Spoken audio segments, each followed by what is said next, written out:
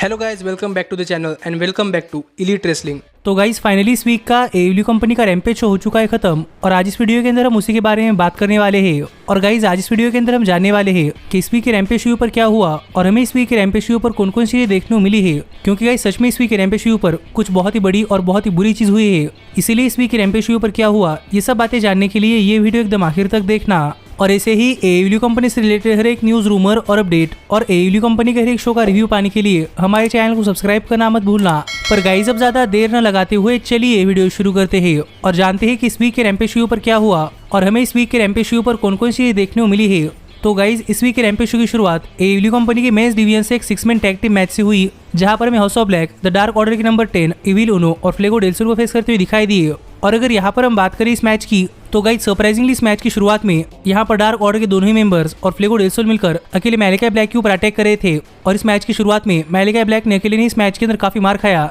पर जैसे ही Malika black ने इस मैच के अंदर अपने पार्टनर्स को टैग दे दिया तो वैसे ही हमें इस मैच के अंदर हाउस ऑफ ब्लैक और डार्क ऑर्डर इन दोनों की तरफ से बहुत ही बड़े मूव्स देखने को मिले हैं, जिसके साथ ही हमें इस मैच में डार्क ऑर्डर के नंबर 10 की परफॉर्मेंस बहुत ही बढ़िया देखने को मिली है। और मैं ये देखकर सरप्राइज था कि गाइस इस मैच के अंदर dark order house of black को डोमिनेट कर रही थी और ये देखकर काफी मजा आ रहा था। पर सरप्राइजिंगली इस मैच के आखिर में मैलिका ब्लैक ने रिंग के बाहर नंबर 10 के ऊपर एक मूनसॉल्ट लगा दी, जिससे कि नंबर 10 इस मैच से आउट हो गए। बड़ी मैथ्यूज ने फ्लेगो डेल सोल के ऊपर रिंग के बाहर एक काफी खतरनाक डीडीटी लगा दी, जिससे कि फ्लेगो डेल सोल इस मैच से आउट हो गए। और फाइनली रिंग के अंदर ब्रॉडी किंग ने इविल उनो के ऊपर अपना फिनिशर लगा दिया और यहाँ पर इविल उनो को पिन कर ब्रॉडी किंग ने अपनी टीम यानी कि हाउस ऑफ ब्लैक के लिए मैच जीत लिया है, जिससे हाउस ऑफ ब्लैक ये मैच जीत चुकी है। पर गाइज हाउस ऑफ ब्लैक के मैच जीतने के बाद यहाँ पर डेथ ट्रायंगल आ गई और यहाँ पर हाउस ऑफ ब्लैक को देखकर डेथ ट्रायंगल यहाँ चली गई, लेकिन पेंटाउस क्रू नहीं गए। और पेंटाउस क्रू ने यहाँ पर रखे हुए टूमस्टोन से पर्दा उठा लिया, जिसके अंदर लिखा था कि हाउस ऑफ ब्लैक डबल और नथिंग। यानी गाइज यहाँ पर डेथ ट्रायंगल ने हाउस ऑफ ब्लैक को डबल और नथिंग पेपर के ऊपर एक मैच के लिए चैलेंज कर दिया है। तो देखना पड़ेगा कि इसके ऊपर हाउस ऑफ ब्लैक का क्या जवाब आता है। पर इसके बाद हमें रैम्पेज शो पर दिखाया गया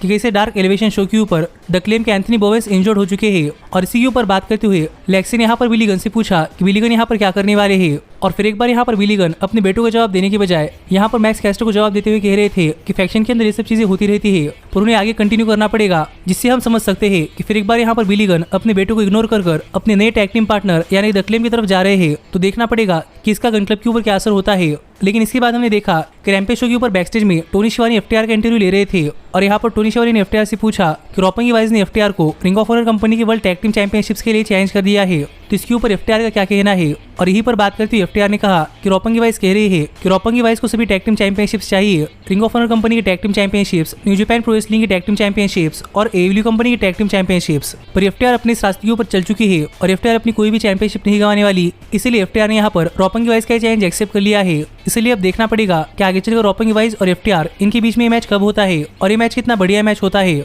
पर इसके बाद हमने रैम्पेज शो पर देखा कि यहाँ पर शॉन स्पियर्स अपने मैच के लिए आए थे और यहाँ पर एडब्ल्यू कंपनी ने नहीं बताया था कि शॉन स्पियर्स का अपोनेंट कौन है। पर गाइस सरप्राइजिंगली यहाँ पर शॉन स्पियर्स का अपोनेंट कोई और नहीं बल्कि फॉर्मर डब्ल्यूडब्ल्यूई सुपरस्टार यानी किलियन डेन थे, जिनका नाम अब एक डेमो हो चुका है। और यहाँ पर किलियन डेन का एडब्ल्यू कंपनी का डेब्यू मैच शॉन स्पियर्स के खिलाफ था। और अगर यहाँ पर हम बात करें इस मैच की तो गाइस जैसे ही मैच शुरू हुआ वैसे ही शॉन स्पियर्स इस मैच में किलियन डेन से दूर भाग रहे थे और किलियन डेन भी शॉन स्पियर्स का पीछा कर रहे थे। पर इसी के अंदर शॉन स्पियर्स किलियन डेन के ऊपर अटैक कर पाए, पर बिग डेमो यानी किलियन डेन ने भी इस मैच के अंदर शॉन स्पियर्स के ऊपर काफी खतरनाक अटैक किया और देखने में ऐसा लग रहा था कि किलियन डेन ये मैच काफी जल्दी खत्म करने वाले हैं। पर गाइस शॉन स्पियर्स ने किलियन डेन की मूव्स रिवर्स कर दिए और ज्यादा देर न लगाते हुए शॉन स्पियर्स ने किलियन डेन के ऊपर अपना फिनिशर C4 लगा दिया और यहाँ पर किलियन डेन को पिन कर शॉन स्पियर्स ने ये मैच जीत लिया। लेकिन गाइस शॉन स्पियर्स के मैच जीतने के बाद यहाँ पर माइक लेकर बातें करते हुए शॉन स्पियर्स ने कहा कि वार्डलो बिग डेमो को देख ले, क्योंकि next week steel cage match के अंदर वार्डलो का ही हाल होने वाला है और वार्डलो शॉन स्पियर्स से नहीं बच सकते। जो बात यहाँ पर शॉन स्पियर्स ने कही तो देखना पड़ेगा कि नेक्स्ट वीक शॉन स्पियर्स और वार्डलो के मैच के बीच में क्या होता है।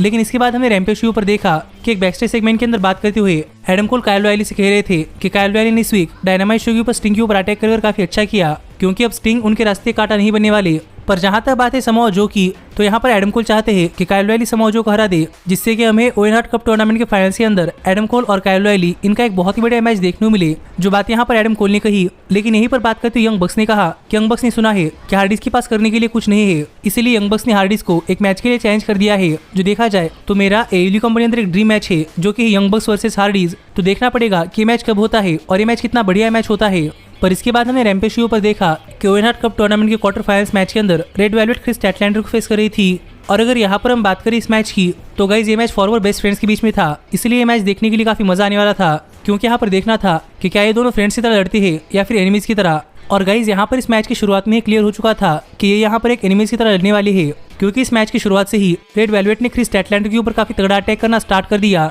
लेकिन क्रिस स्टैटलैंडर ने इस मैच के अंदर अपनी स्ट्रेंथ दिखाकर रेड वेलवेट को एक हाथ से उठाकर पटक दिया, जो क्रिस स्टैटलैंडर की स्ट्रेंथ देखकर कॉमेडी टीम पर बैठी हुई रूबिसो भी काफी शौक थी, क्योंकि आगे चलकर इस मैच की विनर का मैच रूबिसो के खिलाफ होने वाला है। पर जहां तक बात है इस मैच की, तो गाइज इस मैच की शुरुआत में क्रिस स्टैटलैंडर इस मैच के अंदर डोमिनेट कर रही थी, पर इनसाइड पर बैठे हुए बैटीज ने इस मैच के अंदर इंटरफेयर कर दिया, जिससे कि रेड वेलवेट इस मैच के अंदर अपना कमबैक कर पाई। और इसके बाद रेड वेलवेट ने इस मैच के अंदर क्रिस स्टैटलैंडर के ऊपर काफी तगड़ा अटैक कर दिया और एक टाइम पर क्रिस स्टैटलैंडर के ऊपर अपना फिनिशर भी लगा दिया, लेकिन फिर भी यहाँ पर क्रिस स्टैटलैंडर किक आउट कर पाई, जो देखकर रेड वेलवेट यहाँ पर काफी शॉक थी। और यहीं पर फाइनली क्रिस स्टैटलैंडर रेड वेलवेट के ऊपर अपना फिनिशर लगाने के लिए जा रही थी, लेकिन रेड वेलवेट ने इसे एक रोलअप पिन के अंदर कन्वर्ट कर लिया, पर क्रिस स्टैटलैंडर ने ही रोलअप रेड वेलवेट के ऊपर टर्न कर दिया, जिससे कि रेड वेलवेट को पिन कर क्रिस स्टैटलैंडर ने मैच जीत लिया है। और क्रिस स्टैटलैंडर एएलयू कंपनी के यूनाइट कप टूर्नामेंट के अंदर सेमीफाइनल्स राउंड के अंदर पहुंच चुकी है। पर क्रिस स्टैटलैंडर के मैच जीतते ही यहाँ पर कियारा होगन और रेड वेलवेट ने क्रिस स्टैटलैंडर के ऊपर अटैक करना स्टार्ट कर दिया, जो देखकर रूबिसो क्रिस स्टैटलैंडर को बचाने के लिए आ गई। पर कियारा होगन और रेड वेलवेट इन दोनों ने रूबिसो के ऊपर अटैक कर दिया और यहीं पर इनकी मदद करने के लिए जेट कारगिल भी आ गई, जो देखकर यहाँ पर जेट कारगिल को रोकने के लिए कोई और नहीं बल्कि एना जे आ गई।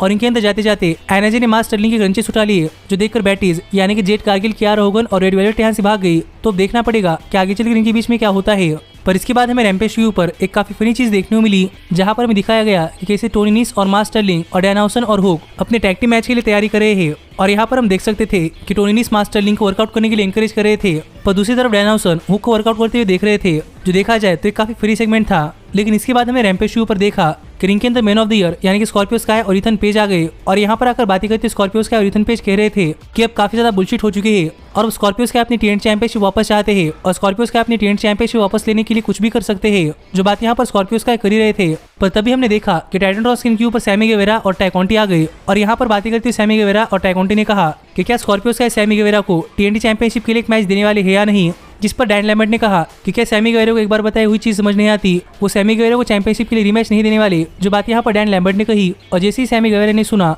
तो वैसे ही सरप्राइजिंगली यहाँ पर सैमी गेवेरा ने पूरी टीएनटी चैंपियनशिप तोड़ दी, जो देखकर मैं तो काफी शॉक था, क्योंकि गाइज मैंने एक्सपेक्ट नहीं किया था कि सैमी गेवेरा यहाँ पर टीएनटी चैंपियनशिप तोड़ देंगे। लेकिन तभी यहाँ पर फ्रैंकी कजेरियन आ गए और लग रहा था कि फ्रैंकी कजेरियन सैमी गेवेरा को रोकेंगे, लेकिन फ्रैंकी कजेरियन ने भी यहाँ पर टीएनटी चैंपियनशिप तोड़ दी। तो अब देखना पड़ेगा कि हमें आगे एएलयू कंपनी अंदर टीएनटी चैंपियनशिप के साथ क्या देखने को मिलता है, या फिर हमें आगे एएलयू कंपनी अंदर टीएनटी चैंपियनशिप का एक नया वर्जन देखने को मिलता है। पर आप मुझे कमेंट करके बताइए कि आपका इसके ऊपर क्या कहना है। लेकिन इसके बाद हमने रैम्पेज के ऊपर देखा कि यहाँ पर टोनी शिवानी ब्रिट बेकर और टोनी स्टॉर्म का इंटरव्यू ले रहे थे, जहां पर बातें करते हुए ब्रिट बेकर ने कहा कि ब्रिट बेकर को एएलयू कंपनी अंदर काफी ज्यादा एक्सपीरियंस है और ब्रिट बेकर ही यूनाइटेड कप टूर्नामेंट के फाइनल्स के अंदर जाने वाली है। पर यहीं पर बात करते हुए टोनी स्टॉर्म ने कहा कि टोनी स्टॉर्म के सामने ब्रिट बेकर कुछ भी नहीं है और ब्रिट बेकर हमेशा ही सबकी डॉक्टर बनती है, लेकिन टोनी स्टॉर्म ब्रिट बेकर की डॉक्टर बनने वाली है। जो बातें सुनने के बाद ब्रिट बेकर यहाँ चली गई, तो देखना पड़ेगा कि आगे चलकर ब्रिट बेकर और टोनी स्टॉर्म इनके बीच में ये मैच कब होता है और ये मैच कितना बढ़िया मैच होता है। पर गाइस इसके बाद हमने देखा कि इस वीक के रैम्पेज के मेन इवेंट से पहले यहाँ पर मार्क हेनरी, मैट सैडल और डांटे मार्टिन और ब्रायन डेविसन और जॉन मॉक्सली का इंटरव्यू ले रहे थे। और यहीं पर बात करते हुए मैट सैडल और डांटे मार्टिन ने कहा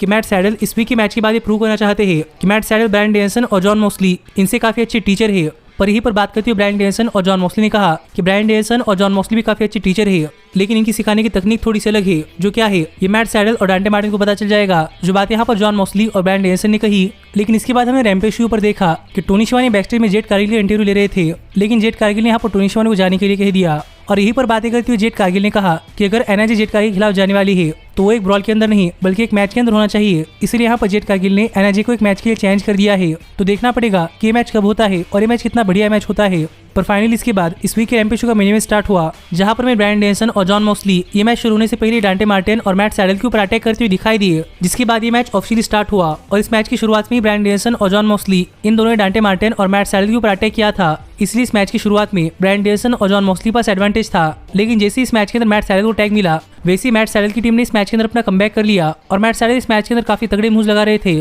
पर ब्रायन और जॉन मॉक्सली एक साथ थे, इसलिए एक टाइम के बाद मैट सैडल भी इस मैच के अंदर कुछ नहीं कर पाए। पर इसके बाद जब इस मैच के अंदर डांटे मार्टिन को टैग मिला, तब डांटे मार्टिन और मैट सैडल इन दोनों ने मिलकर इस मैच के अंदर अपने बहुत ही बढ़िया मूव्स लगाए, और ये हाई फ्लाइंग मूव्स इतने बढ़िया मूव्स थे जो देखकर एक टाइम के लिए लग रहा था कि ब्रायन डेविसन और जॉन मॉक्सली किसी भी पॉइंट के ऊपर अपना ये मैच हार सकते हैं। पर एक टाइम के लिए ब्रायन ने डांटे मार्टिन के ऊपर सबमिशन मूव लगा दिया, पर टैप आउट करने के बजाय डांटे मार्टिन किस तरीके से रोप्स तक पहुंच पाए। पर जैसे इस मैच के अंदर जॉन मॉक्सली आए तो डांटे मार्टिन जॉन मॉक्सली से नहीं बच पाए, और यहाँ पर जॉन मॉक्सली ने डांटे मार्टिन के ऊपर काफी तगड़ा अटैक कर दिया, जो अटैक रोकने के लिए मैट सैडल आ रहे थे, लेकिन ब्रायन ने मैट सैडल को रोक लिया और डांटे मार्टिन के ऊपर अपना फिनिश फिनिशर यानी कि पैराडाइम शिफ्ट लगाकर यहाँ पर डांटे मार्टिन को पिन कर जॉन मॉक्सली ने अपनी टीम के लिए मैच जीत लिया है। जो मैच देखा जाए तो इस वीक के रैम्पेज शो के मेन इवेंट के अंदर एक बहुत ही बढ़िया मैच था और गाइज मुझे ये मैच बहुत ज्यादा पसंद आया है। पर गाइज जैसे ही मैच खत्म कर यहाँ पर ब्रायन डेनियल्सन और जॉन मॉक्सली यहाँ जा रहे थे तो वही कॉमेडी टीम पर बैठे हुए क्रिस जेरिको और जेक हेगर इन दोनों ने जॉन मॉक्सली और ब्रायन डेनियल्सन के ऊपर अटैक करना स्टार्ट कर दिया और यही इनकी मदद करने के लिए सैंटाना और ओर्टिज और एडी किंगस्टन आ गए और जेरिको अप्रिशिएशन सोसाइटी भी आ गई, जहां पर हमें इन दोनों ही फैक्शंस के बीच में एक बहुत ही बढ़िया ब्रॉल देखने को मिला।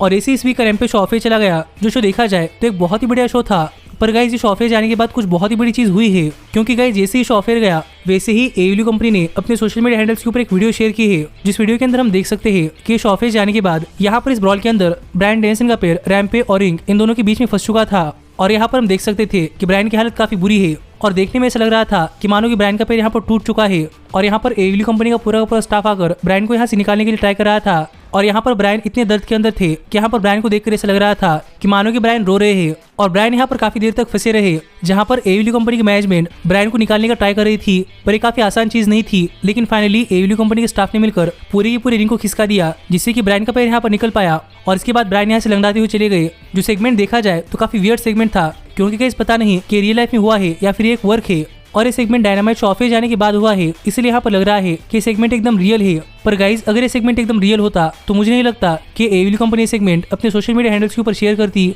इसलिए हमें अब तक नहीं पता कि यहाँ पर ब्रायन सच में इंजर्ड हो चुके हैं या फिर ये AEW कंपनी के स्टोरी लाइन का एक पार्ट है। पर गाइज जैसे इसके ऊपर कोई अपडेट आती है तो वैसे ही अपडेट मैं आपके साथ शेयर कर दूंगा। पर मैं यहाँ पर यही होप कर रहा हूँ कि ब्रायन बिल्कुल ठीक हो। और आप मुझे कमेंट कर बताइए कि इसके ऊपर आपका क्या कहना है। पर ऐसे ही AEW कंपनी से रिलेटेड हर एक न्यूज रूमर और अपडेट और AEW कंपनी के हर एक शो का रिव्यू पाने के लिए हमारे चैनल को सब्सक्राइब करना मत भूलना। पर गाइज अब मैं मिलता हूँ आपसे अगली वीडियो के अंदर। पर तब तक stay healthy, stay happy and keep watching elite wrestling. Hey, did you like that video?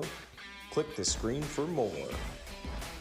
And where do you think you're going? Check out our official merchandise page and to support the entire cast. And thanks so much for being the elite. The